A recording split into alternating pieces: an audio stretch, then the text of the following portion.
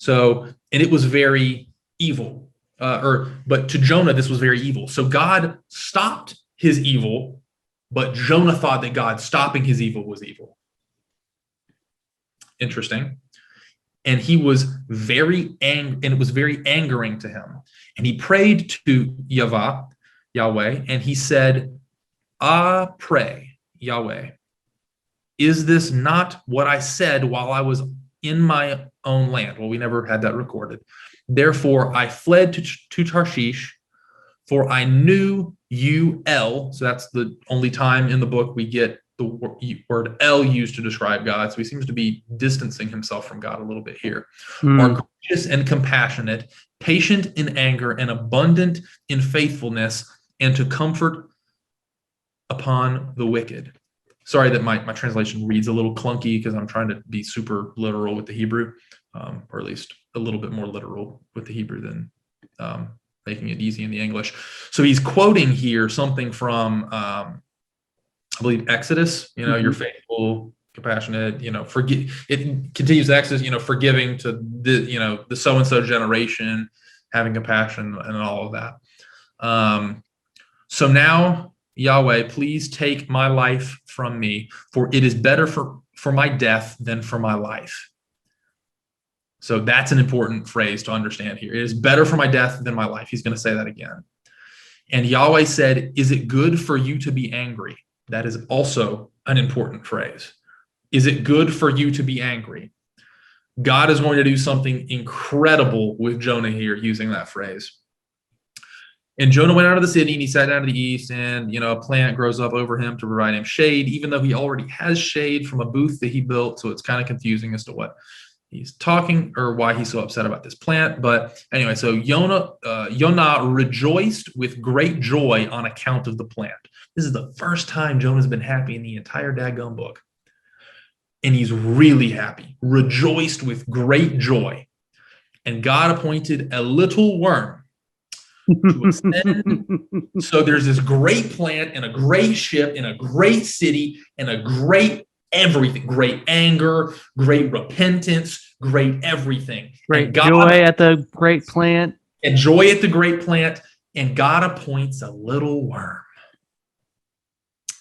to ascend at dawn of the next day, and it struck the plant and it dried up. Just a little tiny thing. And I hear the words of Jesus, "Faith is small as a mustard seed." "And the sun rose." So again, that same word for arise. "And the sun rose, and God prepared a hot east wind, and it struck Jonah's head, and he was faint. And he asked his soul for death. And he said again, 'It is better for me, for my death than for my life.'" So he's been so mad. This is the first time he's cared about anything, the first time he's been happy, the first time that anything has gone right, that he's had compassion. And God says, "Is it good for you to be angry?" But that's not where, it's where the first statement stopped, but that's not where the second statement stops. "On account of the plant." So what's God doing here? He's contrasting Jonah's anger. Yeah. Right.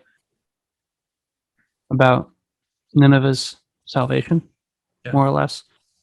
And then about the loss of the plant. Real quick. Yeah, let me, because I asked that question, and then I remembered it's actually going to be better if I just finish the book real quick. Yeah. Finish. Read that last sentence. "And he said, it is good for me to be angry, even to death. And Yahweh said, you have compassion on the plant for which you did not labor in it, and you did it not become great overnight, and overnight perished.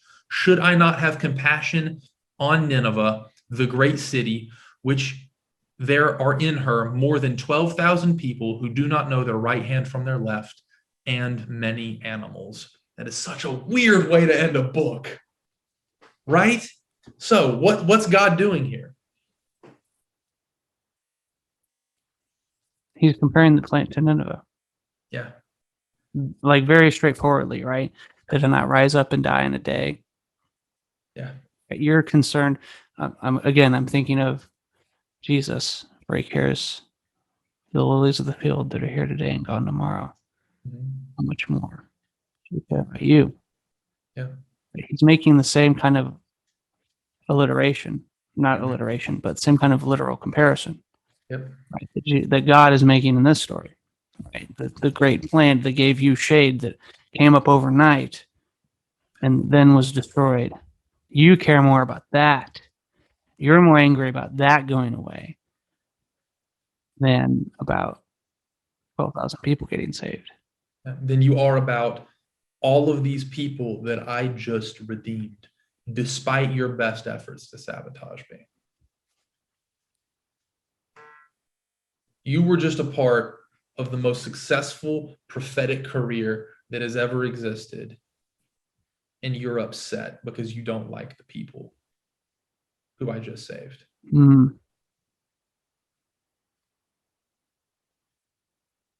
What about that, Jonah? Let's talk about that. And Jonah just wants to die. God sends Jonah to the enemy, and Jonah says no. And we think at first in the story that it's because Jonah's afraid, and then we realize it's because Jonah hates his enemy. Jonah hates them. Yeah. And God said, but I love them, and I want you to help partner with me to save them. If you care about this plant, care about these people, yes, they've done horrible things to you, but help me put the world back together. Don't give into your hatred, don't give into your anger, and don't give into your racism. And help me fix this situation. And Jonah is so self-centered and self-righteous and caught up in his own agenda that he misses the work of God.